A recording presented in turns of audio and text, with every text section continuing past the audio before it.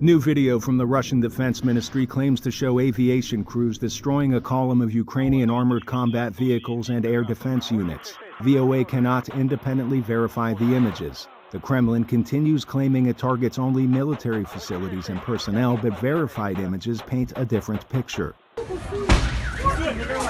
These images come in the aftermath of explosions late last week at a train station in the Ukrainian city of Kramatorsk.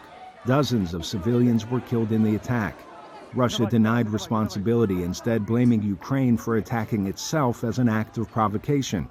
The attack in Kramatorsk follows the recent discovery of civilian casualties on roadsides and shallow graves in Kyiv's suburb of Bucha. There was a plan from the highest levels of the Russian government to target civilians who oppose the invasion, to cause violence against them, to organize efforts to brutalize them in order to try to terrorize the population and subjugate it. In a recent address, Ukrainian President Volodymyr Zelensky warned Russia's aggression in his country, something he calls a genocide, threatens the future of Europe. European nations remain steadfast supporters of Ukraine, but still purchase much of their energy from Russia. We need to do everything we can to increase our own domestic production to help make sure that we can supply them with as much as possible. But they need to understand that every single time, every single day that they are continuing to import Russian oil and gas, they're funding Putin's genocide in Ukraine. Streams of Ukrainians lucky enough to escape war continue arriving at a camp across the Polish border.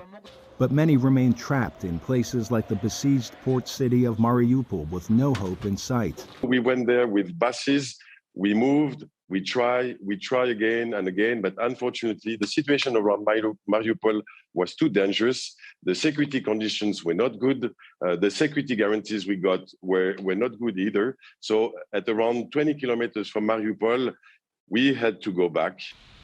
Elsewhere in the town of Bordyanka, residents say their loved ones have been buried in rubble for weeks and their homes tattered after Russian occupiers finally fled.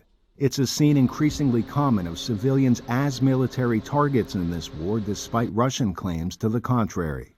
Arash Arabasadi, VOA News.